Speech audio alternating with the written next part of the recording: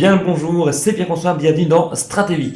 Je suis en congé, enfin, pas là maintenant, là je suis chez moi, mais pour le moment, j'ai une semaine de vacances. Et justement, j'en parlais l'autre jour avec quelqu'un qui me conseillait de se dire, par année, c'est bien de prendre 2 fois une période de 2 semaines minimum pour bien se reposer et bien se ressourcer. Du coup, c'était l'occasion pour moi de me renseigner, d'un petit peu voir ce qu'on me conseillait en matière de durée, en matière de que faire de ces vacances, et c'est un petit peu ce que je vous livre dans cette vidéo. Bon, après je dis ça, mais généralement quand je suis en vacances, les premiers jours je commence à me sentir un petit peu plus faible et je finis quand même de toute manière par tomber malade. Alors, roulement de tambour, 8 à 10 jours. C'est ce qu'il faudrait pour justement sortir reposé en se coupant des mails, de montres, du boulot, etc. pour se sentir justement ressourcé. C'est pas moi qui le dis, ça provient d'une étude en Finlande. Le problème avec ce repos et cette détente, c'est que notre corps s'est habitué à fonctionner sous le stress pendant la période de travail. Du coup, quand on arrive à cette période de relâchement, tout simplement le corps se relâche aussi et se laisse aller. C'est pour ça que, comme moi, certaines personnes tombent malades ou se sentent plus faibles pendant les vacances. Mais que faire alors de ces vacances ?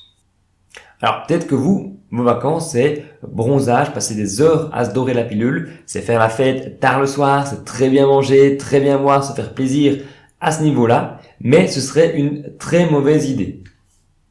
Pourquoi ne pas profiter de cette période pour avoir un sommeil naturel ?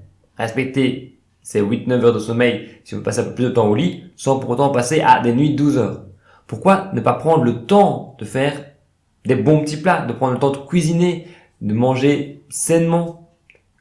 Pourquoi ne pas profiter justement de la période quand c'est en été ou même en hiver pour sortir chez soi, faire le plein de vitamine D tout en bougeant et en faisant du sport? Et c'est un petit peu un des points essentiels sur lequel je voudrais insister, c'est sur le fait de faire du sport, puisque non seulement ça fait bouger, même si au début on peut perdre un petit peu d'énergie, c'est épuisant, mais sur le long terme, bouger, faire du sport, bien dormir, bien manger, ces 3 facteurs-là sont essentiels pour la santé, le repos et l'énergie. Mais si votre truc à vous, c'est de faire la fête, à rester jusqu'au bout, l'étude disait quelque chose encore de très intéressant. Les Finlandais ont également dit que ce qui était important, peu importe qu'on avait passé de bonnes ou mauvaises ou très longues ou très courtes, très reposantes, très ressourçantes vacances, ce qui était important, c'était la première journée lors de la reprise du travail. Donc il faut se concentrer à passer une très bonne journée de reprise, la plus détendante possible pour justement ne pas mettre par terre tous ces efforts.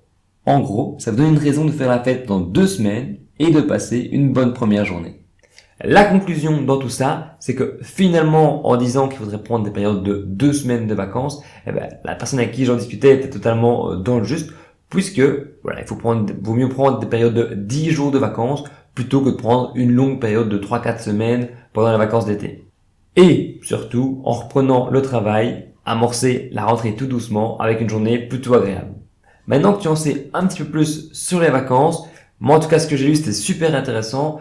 J'ai appris comment plutôt organiser mon temps et organiser mes vacances qui vont arriver pour l'an prochain, etc. pour justement optimiser entre guillemets l'énergie, optimiser la reprise, optimiser la remise en forme. Et finalement, c'est le but des vacances. Donc, autant se concentrer là-dessus en premier. J'espère que ça t'aura servi si t'es en vacances, si t'es au travail, bon travail. Moi, je te dis à la prochaine vidéo. Salut! Et tu peux t'abonner aussi.